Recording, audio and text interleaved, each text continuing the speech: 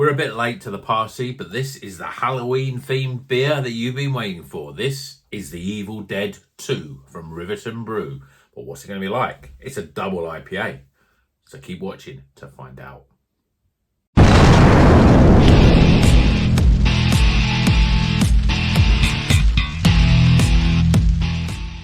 Welcome back to Rocker's Beer Review. Today we're going big, we're going heavy, we're going scary? I don't know, maybe. This is the Evil Dead 2. Yeah, Evil Dead. Is it Evil Dead 2? I'm saying it's Evil Dead 2, but I think it might actually be the Evil Dead. No, it is Evil Dead 2 because there's the 2 there. So this is a range of beers that Rivington have just released basically for Halloween. This will be coming out after Halloween. 3 different beers. This is a double IPA, 8%. They've also got a sour and a stout as well. One's Evil Dead 1. I think the sour's Evil Dead 1, and then the stout's another. Is it an offshoot of the Evil Dead? I can't remember. This is how well I plan my beer videos. I mean, my music ones, I do plan them very, very carefully. But the beer ones, I just literally open a beer and drink it. So, this is a double IPA by Rivington Brew. Also in collaboration, and I'll put my glasses on for this, in collaboration with Chain House Brew Co. And it's got Galaxy, Nelson Sauvin, and Idaho 7. And obviously it's a double IPA, and it's at that double IPA sweet spot, 8%. So let's crack it open, get it in a glass, and see what it's all about. Big 500ml can, which is always great, from Rivington. And obviously a double IPA, so I'm expecting good things from this, and certainly pouring it out, it definitely looks the part here. Oh, and the aroma is really pungent. Look at that. That is pure custard in a glass, thick as you like, yellowy. It's got a slight sort of orangey golden sort of haze to it. We've got literally half a finger of white, very sort of a white head there. That looks really good. And aroma is already filling the room. It's really pungent. Let's get close in. Oh, it smells really good. Nelson Sauvin, as normal, really sort of leading the way in terms of its aroma. And I dare say the flavour will be very sort of Nelson-esque. But it has that sort of sweaty, sort of dankness that you get with Galaxy, the sort of stone fruit aroma.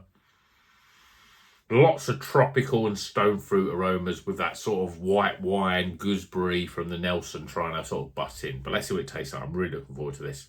Cheers, everyone.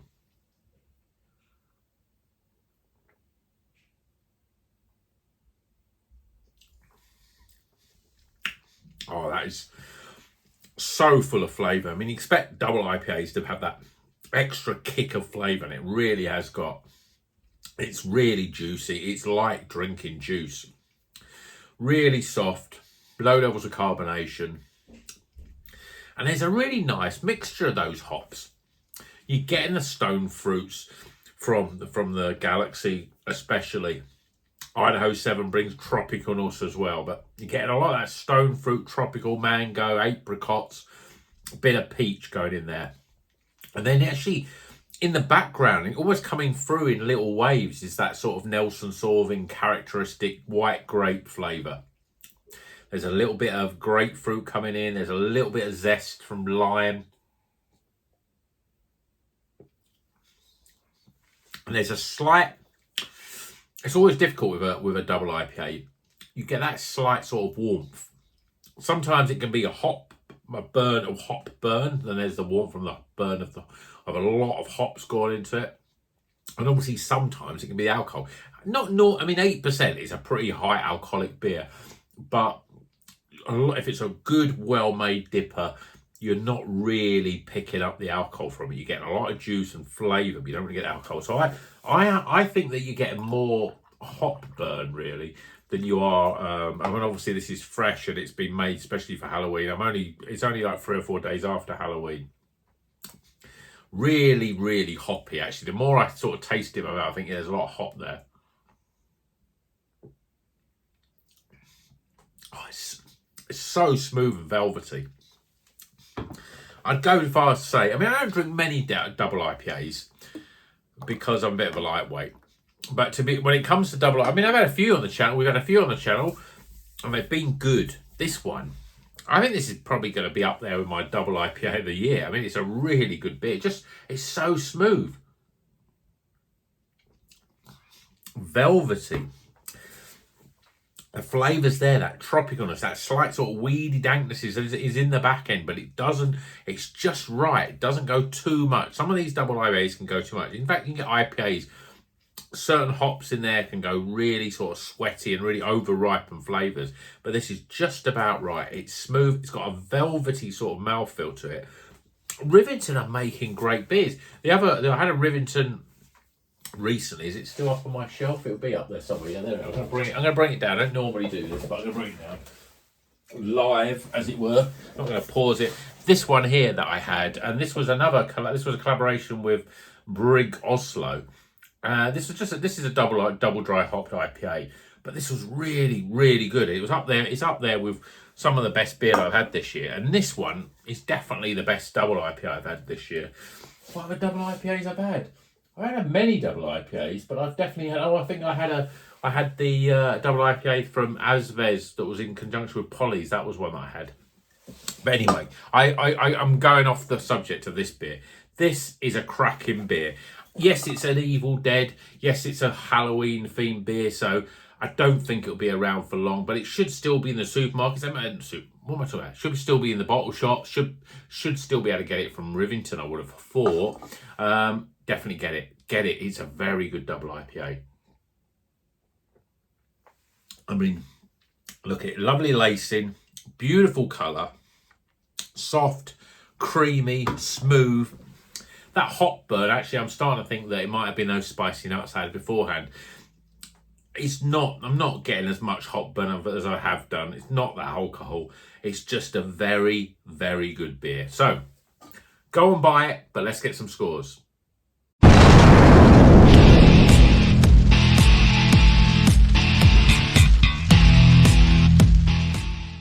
Okay, the scores are in for The Evil Dead 2 by Rivington Brew with Chain House. It's an 8% double IPA. We've got Idaho 7, we've got Nelson Sauvin, and we've got Galaxy. It's a cracking double IPA. Very good. And I'm going to do the scores live now because I've written them down and I thought I'd do them live on the show. So starting off with aroma. 16 out of 20. Smells great. As soon as you open the can, you smell it. Actually, as it sort of almost warmed up a little bit in the glasses here, the smell's really, really good. The Nelson Sauvin is definitely in there. It's definitely more pungent in aroma than its flavour, the Nelson. But it's just got all that white wine, gooseberry, a bit of melon, a bit of grapefruit going in there. But there's tropicalness, there's stone fruits in the background. It's a very complex aroma. Aromas is not always that complex. It just usually smells fruity and inviting. But this is a really great aroma. So I'm giving it 16 out of 20 for aroma. Appearance, well, I would have nearly given it a 10 out of 10. I mean, I think it's pretty damn good. Maybe it may be the glass in the fact that I would have liked a little bit more retention of the head, but it's still pretty good. 9 out of 10 for appearance. Flavour. Full of flavour. Double IPAs, you'd expect that extra bit of oomph from a flavour, but it doesn't go too far. It's very well balanced. There's complexity, but balance at the same time. Rivington make good beer. I don't know how Chain House are involved. I know when it's a Rivington themed can that Rivington are always going to be the driver of this beer. And I think the flavour's spot on. You get the Nelson, which can be very dominant usually in flavour, is just coming in waves and it really works well. It's big on stone fruits, lots of tropicalness up front, and then you get this sort of waves of sort of dankness and that grape and that sort of those sort of zest of lime and grapefruit coming in. It's a very good flavour. I'm giving it 36. Value for money, well, it's a double IPA. You're going to spend a bit more. I mean, this was over £6, but you know, you pay that for a double IPA, and this is one of the best ones I've had, I think, this year. So I'm giving it, I'd give it higher, but I think 8 is a fair score. So 8 for value for money. And my overall experience, I'm giving it 15 out of 20. I don't drink that many double IPAs, mainly because I like to drink few different beers of a night. But if I have a double IPA, I maybe not drink as many beers. And so I think, oh, well, I'll just have an IPA. But you don't really get the 8%. It tastes like, it's certainly in flavour and the actual taste, it tastes like a very full flavoured IPA. It's a little bit thicker. It's a little bit more gloopy as you drink it, velvety smooth. There's no carbonation. It's a very soft mouthfeel. It's incredible beer. So 15 for overall experience. Totting the scores up. Highly recommended. It's an Iron Maiden of beer. Is it Run to the Hills? Is it Killers? I'd say it'd be Killers because that's a cracking track and it's a very Halloween inspired sort of album cover for that album. Killers, Iron Maiden, cracking album. This is an 84 out of 100. Highly recommended. Get it while stocks last, because this probably won't hang around for long because of the Halloween theme to it, but definitely buy it. It's a really good beer. But let me know if you have anything recently from the Evil Dead series. There's been, as I said, a sour and a stout. Let me know what you think of those. But what do you think of Rivington? Because I think they're going to be, I think Rivington are coming into my top 5 breweries because they're really great and they're one of those breweries that makes beer in 500ml cans, so that's always a good thing. So, hope you enjoyed this video. Let me know in the comments what you think of it. Please give it a thumbs up. Let me know everything what you're drinking at the moment as we run up to Christmas. And until the next one, you know what we're going to do. Drink good craft beer and keep on rocking.